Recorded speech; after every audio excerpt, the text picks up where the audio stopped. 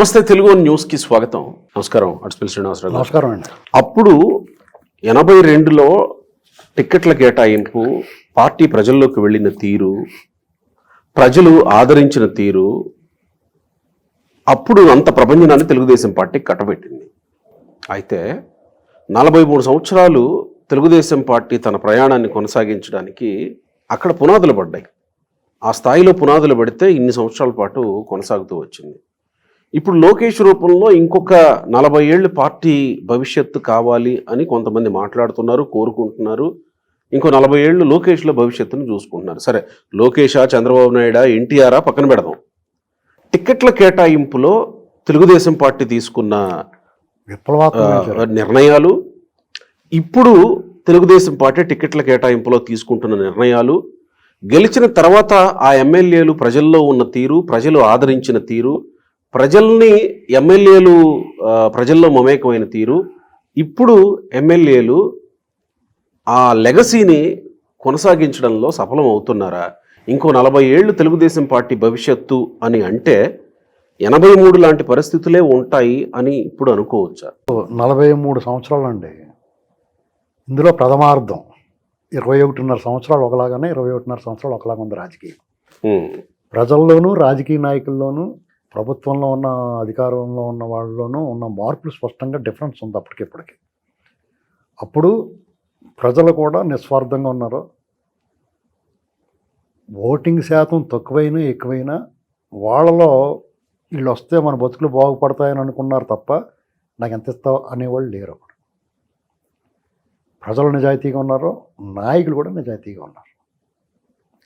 అక్కడక్కడ ఏమన్నా ప్రజలు చెడిపోయిన వాళ్ళు ఉన్నట్టే రాజకీయ నాయకుల్లో కూడా చెడిపోయిన వాళ్ళు. అంటే అలా కూడా ప్రజలే కదా, పైనుంచి అక్కడి నుంచి అంతరిక్షం నుంచి ఏం దిగలేదు కదా. ఎన్టీ రామారావు గారు చేసిన పని ఏంటంటే, ఆ అనుభవాన్ని మోత్కుపల్లి నరసింహులు గారు ఇటీవల కాలంలో ఒక నెలల క్రితం ఒక చోట పంచుకున్నారు.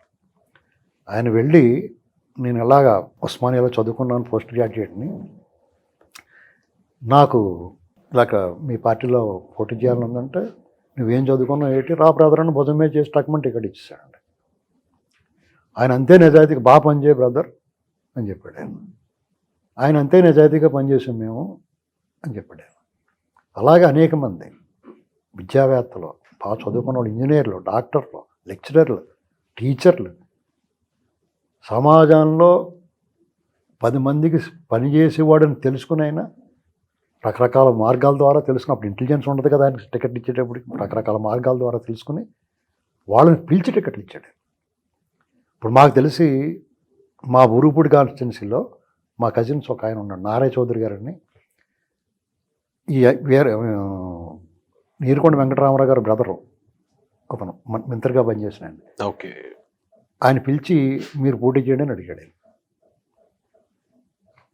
ఊరుపూడి నియోజకవర్గానికి. వాళ్ళు కాంగ్రెస్, మేము కాంగ్రెస్ అన్నాడు ఆయన. నమస్కారం పెట్టి ఊరుకున్నాడు. పెందుర్తి సాంబశివరావుకి టికెట్ ఇచ్చారు.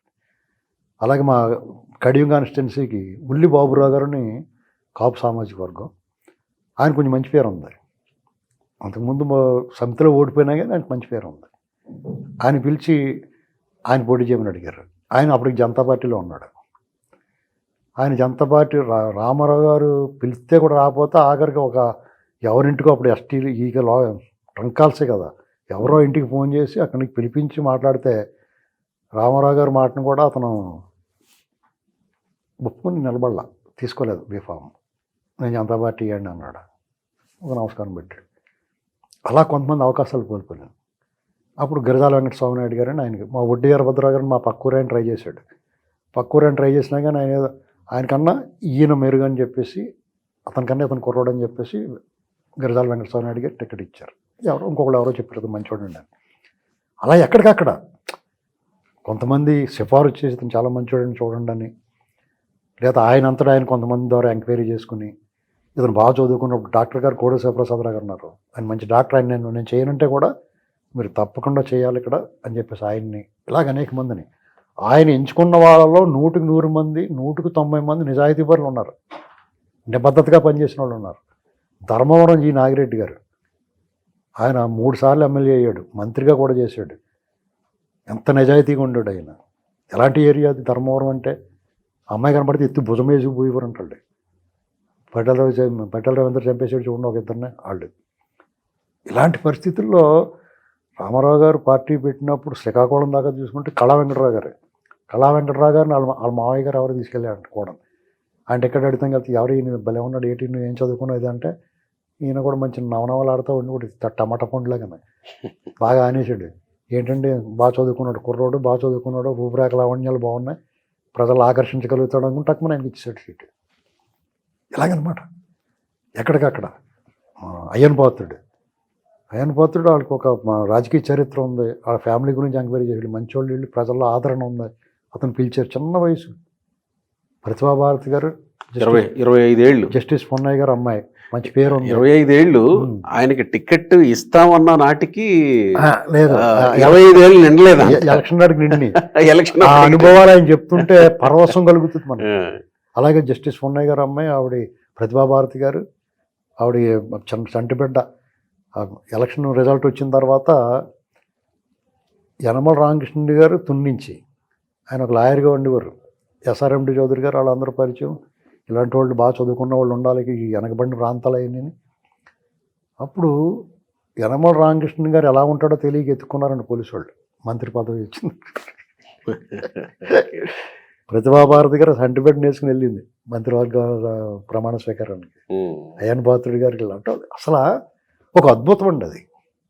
ఆ ఆవిష్కరణ, ఆ దృశ్యం, ప్రజల మధ్య ఆయన ప్రమాణ స్వీకారం చేయటం అసలు ఒక అద్భుతమైన ఇది కదండి. మా బుచ్చి చౌదరి గారు రాజమండ్రి నుంచి, అంటే అప్పటి వరకు ఉన్న కోటలు బద్దలైపోయినాయండి, మహావృక్షాలు వేళ్లతో సహా పెకిలించబడ్డాయి, ఓడలు దిగిపోయిన మర్రిలు కుప్పకూలిపోయినాయండి.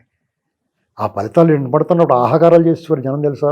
చేబ్రోలు హనుమయ్య గారు అనగానే 40,000 వెనకబడి ఉన్నాడు ఒకళ్ళు టిక్కెట్లు పెద్ద పెద్దవాళ్ళు, బత్తిన సుబ్బారావు గారు, చేబ్రోలు హనుమయ్య గారు, మహామహులు పెడతల రంగారెడ్డి గారు, ఇలాంటి వాళ్ళు మహామహులు అసలు ఆహాకారాలు చేసేవారు. అనేవారు జనం. అది చూసి తీరాలండి మీరు.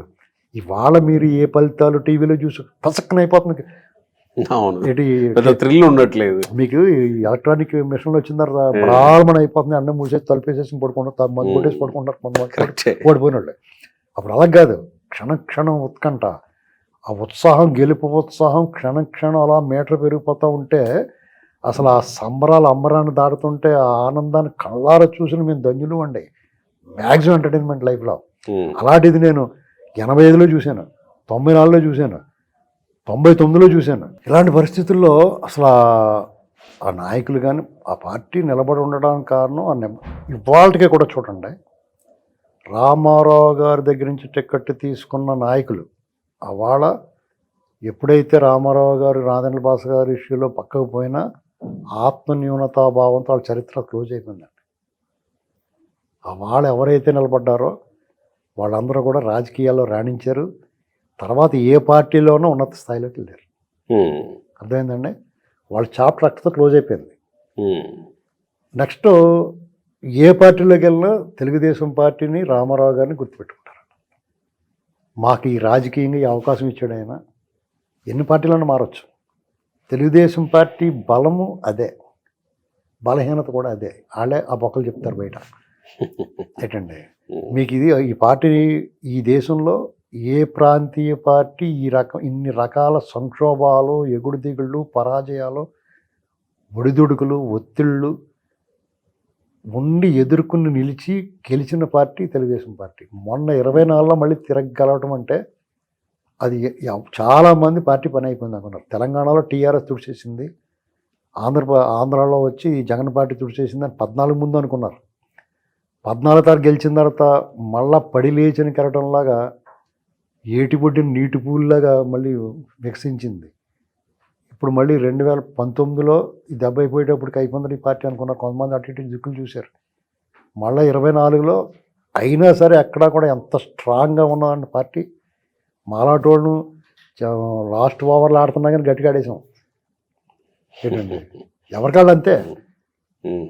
మరి అది అప్పటి నుంచి అంత స్ట్రాంగ్ బేస్మెంట్ పడిన పార్టీ ఇప్పుడు కొన్ని ఎదుర్కొంటా ఉంది కదా, ఆ ఎమ్మెల్యే వన్ టైం ఎమ్మెల్యే, ఈ ఎమ్మెల్యే ఏమండి, టికెట్ వస్తుందో రాదో. ఎప్పటికప్పుడు రాజకీయాల్లో ఇలాంటివి- సహజం అవాళ కాలమాన పరిస్థితులు, ఇవాళ కాలమాన పరిస్థితులు, అప్పటి అధికారులు, అప్పుడు ప్రజలు, అప్పుడు నాయకులకి, ఇప్పుడు నాయకులకి, ఉమ్, ఇప్పుడు ప్రజలకి వీళ్ళందరికీ చాలా వ్యత్యాసం ఉంది.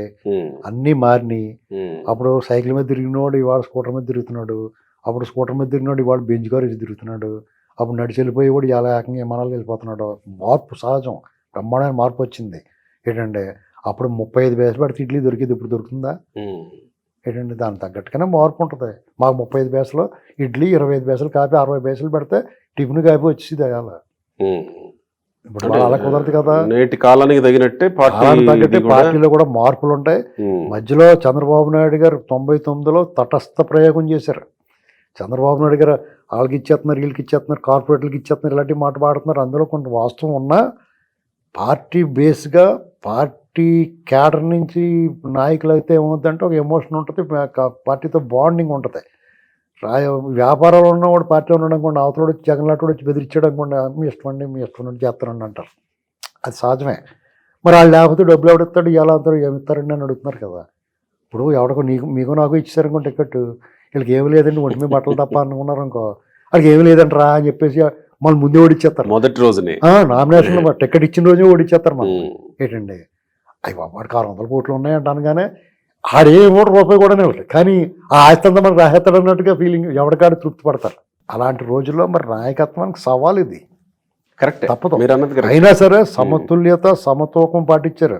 ఏమంటే మిరియాల శిరీష్కి ఇవ్వలేదా, కొలుకుపూడి శ్రీనివాసరావు గారు టికెట్ ఇవ్వలేదా, అనేక మందికి ఇచ్చారు. ఉమ్, అక్కడ కలిసి అప్పలనాయుడు గారికి ఇవ్వలేదా, మహాసేన రాజేష్ మిస్ అయింది కానీ ఆయనకి ఇచ్చారు కదా. ఉమ్, ఏంటండి పార్టీ, తెలుగుదేశం పార్టీ చాలా బ్యాలెన్స్డ్ పార్టీ అండి. అది చాలా జాగ్రత్తగా తూకం వేసుకుంటారు వాళ్ళు. కులాలు, సామాజిక వర్గాలు సమతూకం ఉండేలా చూసుకుంటారు. ధనవంతులు, పేదవాళ్ళు అందరూ కూడా ఉండేలా చూసుకుంటారు. ధనవంతుల్ని అతను కూడా చూసుకోమని చెప్తారు, చెప్తారు. ఎలా తప్పదు, మరి ఎలక్షన్ ఏం చేస్తారు? మరి వాళ్ళు లేకపోతే డబ్బులు ఉన్నవాళ్ళు, అంతకుముందు డబ్బులు ఉన్నవాళ్ళు వెనకాలని సపోర్ట్ చేసేవారు. ఈ కాన్వాయ్లు, ఈ బొగ్గ కార్లు, పోలీసు శాల్యూట్లు ఏమన్నా డబ్బు దొబ్బేసి వాళ్ళు ఇవన్నీ పెట్టుకుని చూసి మనం ఎందుకు చేసుకోకూడదు అనుకుంటే తప్పే ఉంది. అలా కాదండి. ఇప్పుడు మీరు నాకేదో సన్మానం చేసి అంతా మీరే పెట్టుబడి పెట్టారు ఇంకో, ఒకసారి నేను కూడా చేసుకుంటే బాగుంటుంది అనుకుంటారు కదా. అదేదో యాడ్లో అతను ఎవరో ఒక అతను వస్తాడు టీవీలో, అది కొనుక్కోండి సైట్లోనే వస్తాడు. అవునులేండి. ఇప్పుడు వాళ్ళకి ల్యాండ్ గురించి చేస్తుంది. అదే వాళ్ళకి డబ్బులు ఇచ్చి ఆ అడ్వర్టైజ్మెంట్ వాళ్ళకి ఎందుకు, నేనే అతను వేసాలి అనుకుంటున్నాడు అతను. అలాగే అనుకుంటారు కార్పొరేట్లో. చంద్రశేఖర్ తప్పే ఉంది చెప్పండి. ఇప్పుడు చంద్రశేఖర్ గారు ఒక సినిమా యాక్టర్నో లేకపోతే ఒక టీవీ యాక్టర్నో పెట్టి వాళ్ళు ఇంత డబ్బులు ఇచ్చి వాళ్ళు బతిమాలకు కూల్ డ్రింక్లు ఇచ్చి కార్ వ్యాన్ పెట్టి వాళ్ళది యాడ్ వేయించుకుంటే అంత ఎఫెక్ట్ ఉంటుందో, ఈయన కూడా అన్ని దేశాలు వేస్తున్నాడు. అవును, మనకు అలవాటు చేసాడు జాగ్రత్తగా. అతను లేకపోతే నాకు బెంగట్టుకుంటాను, ఇవాళ రాలేదేటో అనుకుంటున్నాను నేను. ఏంటండి అలాంటి పరిస్థితుల్లో డెఫినెట్గా మార్పు ఉంటుంది. రైట్. కార్పొరేట్లో ఇప్పుడు మన ఈర్ష్య చూపించకూడదు. కార్పొరేట్లకు ఇచ్చేస్తున్నారు, వాళ్ళు లేకపోతే డబ్బులు ఎవడికి వచ్చి పడుతుంది, జెండాలు ఎవడో, పెట్రోల్ ఎవడిపోతాడు, పార్టీని ఎవడు మెయింటైన్ చేస్తాడు. రైట్. ఇప్పుడు దానికి తగ్గట్టుగానే ఉంటుంది. అయినా సరే తెలుగుదేశం పార్టీ నన్నాటిలో ఇలాంటి అన్నీ అధిగమించి వాళ్ళు చాలా బ్యాలెన్స్డ్గా నడుపుతా వాళ్ళు. ఇది పార్టీ నడపడం మనం మాటలు చెప్పినంత ఈజీ కాదండి. మనం పార్టీ పట్టించుకోవట్లేదు, డెఫినెట్గా పట్టించుకుంటారు. ఎందుకు పట్టించుకోవట్లేదు? మన 4 పిల్లలు ఉంటాం, అందులో పిల్లకి కోపం వస్తుంది. మా మనలు 2 ఉన్నారు, నేను సపోజ్ ఒక బొమ్మే కొన్నాను ఇంకో రెండో వాళ్ళు కోపం వస్తుంది. వాళ్ళని బొజ్జగించాలి, ఇంకా పెద్ద బొమ్మ కొంటానండి. అలాగే చెప్తూ ఉంటారు వాళ్ళు. ఏంటండి ఇలాంటివి సహజంగా ఉంటాయి. సామాజిక వర్గాల సమతూకం, లేకపోతే ప్రధానంగా తెలుగుదేశం పార్టీకి మద్దతుగా నిలిచే సామాజిక వర్గం ఈ మధ్య కొంచెం అలక పూనేరు, తర్వాత వాళ్ళు సర్దుకుంటారు. మాలాంటి వాళ్ళు వివరం చెప్తున్నాం. ఏంటండి ఎందుకంటే ఇవన్నీ ఎందుకులే, అవతల గోడద అవతల పెద్ద భూతం ఉంది, ఎల్లు అయితే కావాల్తోనే అంటాం. ఇంకా లాస్ట్ అండ్ ఫైనల్గా ఏంటండి. Right sir, thank you.